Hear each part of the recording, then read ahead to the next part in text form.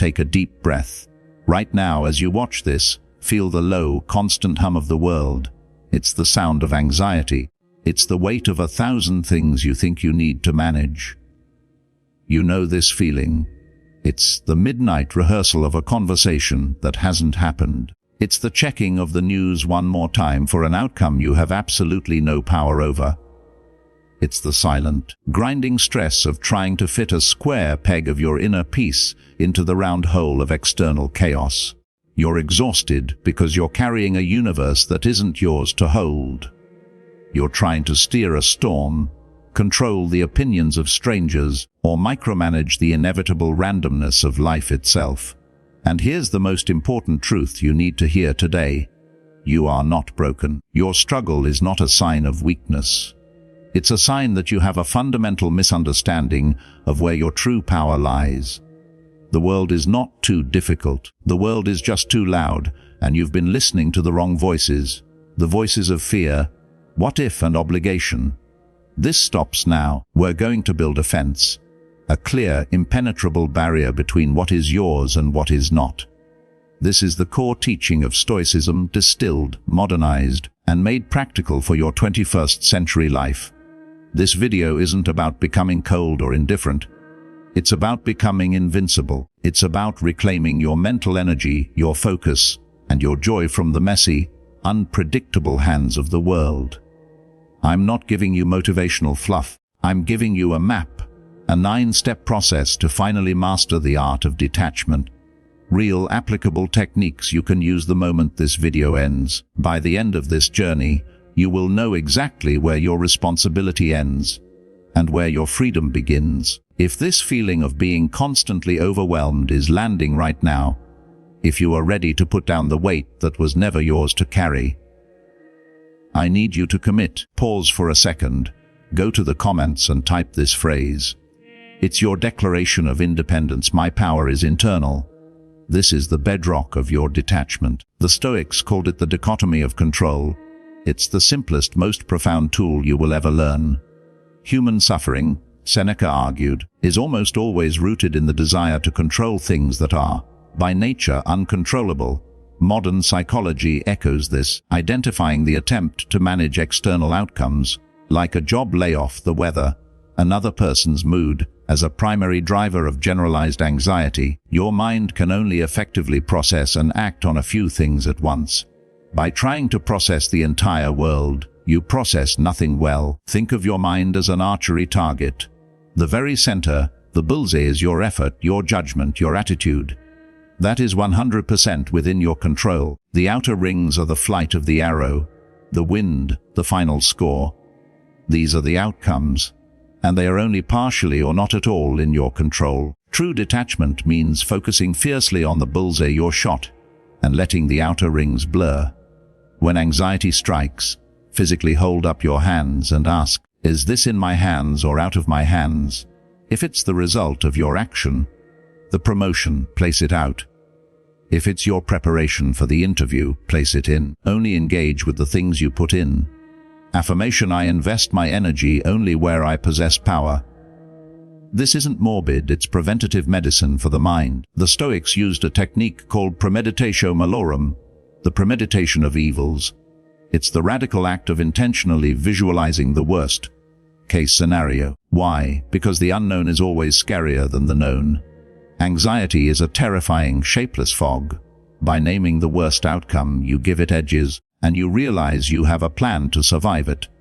Psychologically, this practice inoculates you against the shock of misfortune, reducing the anticipatory dread that paralyzes action. It's like a fire drill. You practice the evacuation so that when the alarm actually sounds, you don't panic. You execute the procedure. You walk through the loss of your job, the financial hit, the breakup, or the negative feedback, and you realize you are still a complete person, independent of the external event. Spend 10 minutes today mentally detailing the worst possible non-catastrophic thing that could happen this week. Then detail your plan B, C, and D, not to prevent it, but to prepare for it. You will feel an immediate, profound release of tension. Marcus Aurelius wrote, "When you wake up in the morning, tell yourself, the people I deal with today will be meddling ungrateful, arrogant, dishonest, jealous, and unsociable. He didn't say this to be negative, but to detach from the expectation of a perfect, easy day. Detachment demands a clear view of what actually holds value. Stoics taught that only your virtue, character, and integrity are true goods. Everything else, health, wealth, reputation, is an indifferent. We don't treat them as worthless, but as preferred indifferents. We work for them, but we recognize they can be taken away without diminishing who we are. This is powerful psychological reframing. It allows you to pursue success without making your self-worth conditional on achieving it. Imagine a rental car. You prefer a luxury SUV, a preferred indifferent, but if you get a sedan, an indifferent, you still drive to your destination. You take care of the car, but you don't weep if it gets a scratch because it's not yours. Your life's purpose is the journey, not the vehicle. Identify one thing you are currently tying your self-worth to: e.g. your salary, your follow account, your physical appearance. Reframe it: I prefer a high salary, but my worth is based on my dedication and skill. Separate the outcome from the effort. Affirmation: I pursue excellence, but my peace is non-negotiable. The ultimate act of detachment is to not just accept reality, but to embrace it. Amor fati means love of fate. It's the highest expression of Stoic power, popularized by Nietzsche. It's not passive resignation, it's an active, joyous affirmation of everything that has happened. The good, the bad, and the crushing. Psychologically, it's the antidote to regret and bitterness. Regret is the futile desire to change the past. Amor fati transforms the past from a source of pain into the necessary raw material for who you are today. This is the mindset of the blacksmith. A blacksmith doesn't complain about the fire or the hammer. They see the fire and the hard blows as the essential tools that turn raw, weak iron into a sharp, strong sword. Every moment of pain you've experienced is the heat and the hammer shaping the strength within you now. When something negative happens, say out loud, "This is not a setback, it is a redirection." Then force yourself to write down one single, undeniable advantage this misfortune has given you. Example: losing that job forced me to learn a new skill. Pull back the lens. Gain some distance. When we are attached, we are trapped in the immediate, emotional moment. We are standing 1 inch from the canvas, only seeing a smear of color. The Stoics used the view from above, a meditative technique to imagine your life, your city, your country, and eventually the planet from an astronomical distance. Suddenly, that minor social slight, that traffic jam, that negative email, it shrinks. It becomes insignificant against the backdrop of geological time and the cosmos. This radical shift in perspective is a proven psychological technique for reducing the emotional salience of daily stressors. You are standing in front of a mountain. Up close, it's all sharp rock and impossible incline. But step back a mile, and you see the entire majestic range.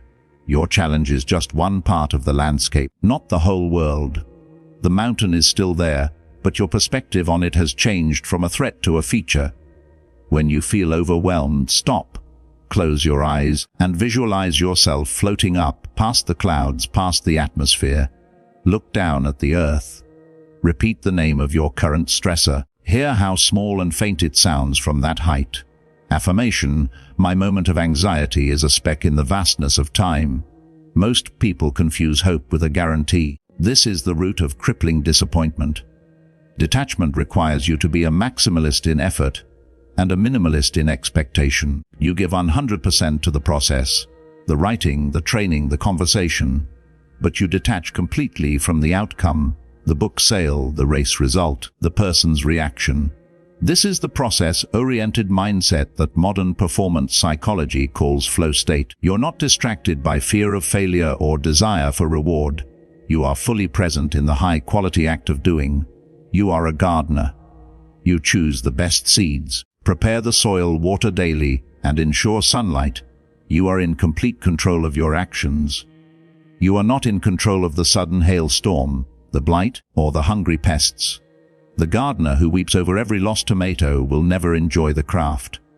The detached gardener simply tends to what remains and starts again. Before starting any important task, use this phrase: my goal is X, and my only job is to provide my best effort, regardless of the result. Write this down. It shifts the focus from the future, which is uncertain, to the present, which is actionable. Detachment is not a grand, heroic gesture. It is a series of tiny, boring choices. Chaos thrives in the absence of structure.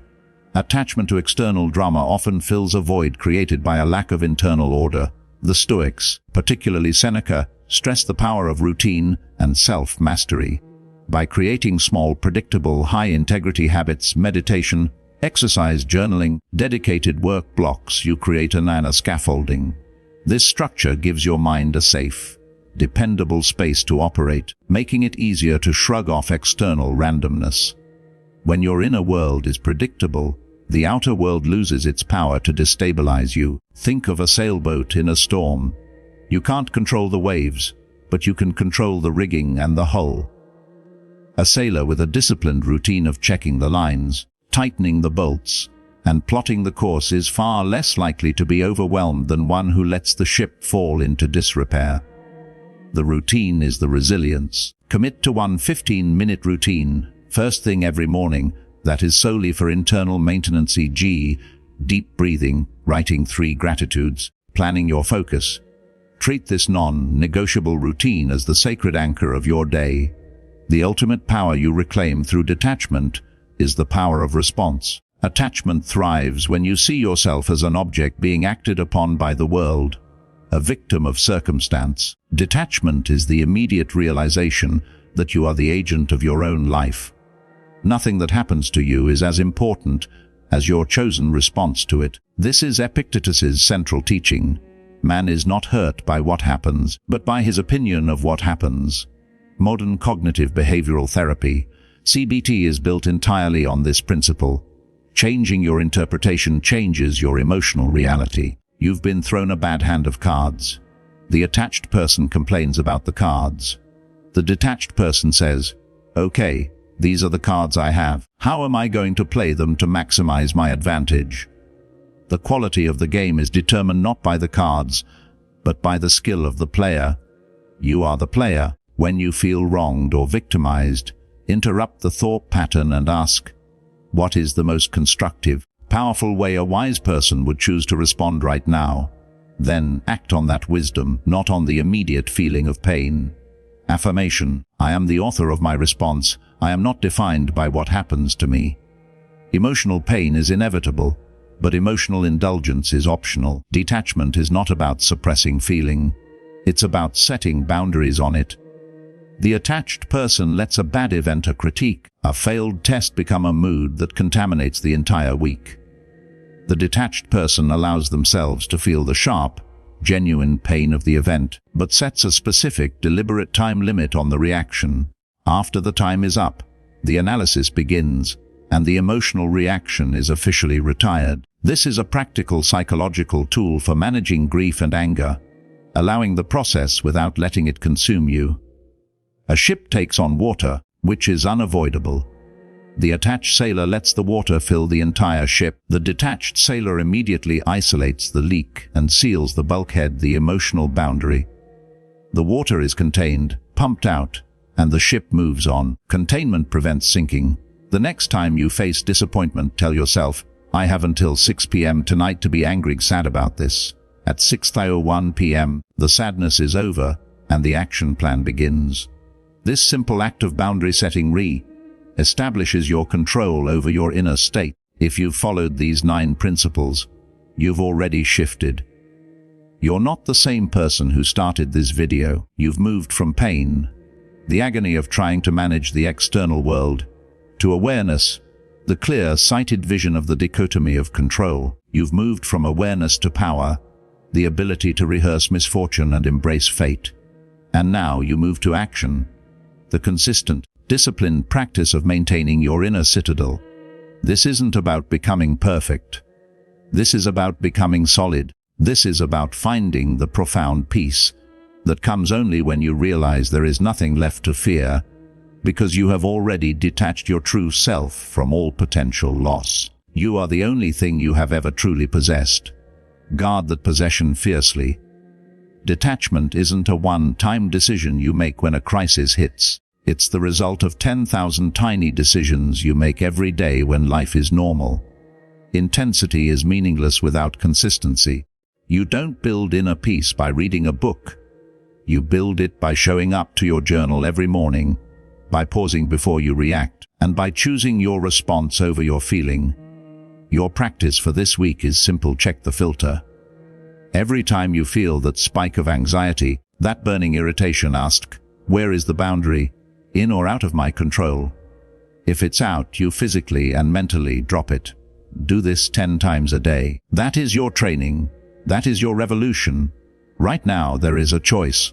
You can close this video, feel a momentary rush, and then immediately pick up the exhausting burden of the external world again. The drama, the noise, the impossible standards. Or you can choose to be unbreakable. You can choose the quiet, radical freedom that comes from knowing you are operating with 100% integrity on the only things that truly belong to you: your effort, your judgment, and your character.